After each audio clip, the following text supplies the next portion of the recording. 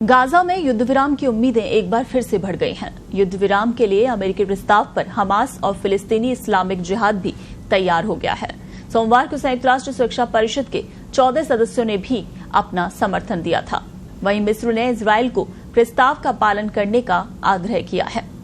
Gaza में युद्ध विराम की उम्मीदें एक बार फिर से बढ़ गई हैं। हमास, फिलिस्तीनी इस्लामिक जिहाद और राष्ट्रपति महमूद अब्बास ने भी अमेरिकी सीजफायर प्रस्ताव का स्वागत किया है। इसकी पुष्टि कतर और मिस्र के मध्यस्थों ने भी की है।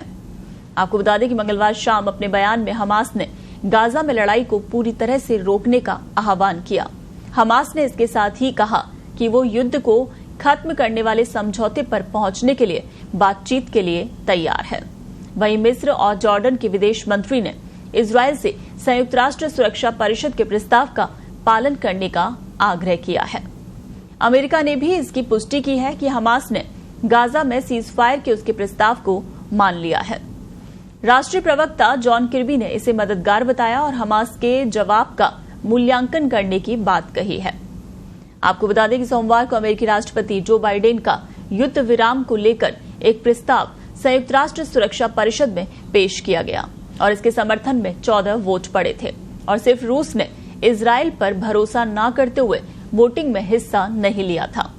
संयुक्त राष्ट्र सुरक्षा परिषद में फिलिस्तीनी राजदूत रियाद मंसूर ने अमेरिकी प्रस्ताव का स्वागत किया है।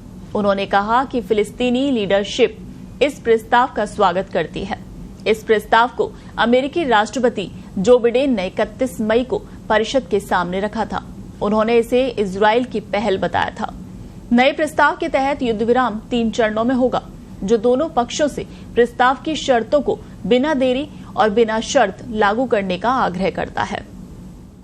पहले चरण में जहां महिलाओं, बुजुर्गों और घायलों सहित बंधकों की रिहाई, फिलिस्तीनी कैदियों की अदला बदली, आबादी वाले इलाकों से इजरायली सेना की वापसी और उत्तर समेत पूरे एनक्लेव में फिलिस्तीनियों की घर वापसी, बड़े पैमाने पर मानवीय मदद सहित पूर्ण युद्ध विराम शामिल है। वहीं दूसरे चरण में गाजा में बंधकों की रिहाई के बदले दुश्मनी का पूरी तरह से खात्मा और गाजा से इजरायली सेना की पूर्ण वापसी होगी। तीसरे चरण में गाजा के लिए बहुवर्षीय पुनर्निर्माण योजना शुरू होगी। गाजा पट्टी में बंधकों के शवों को इजरायल को सौंपा जाएगा।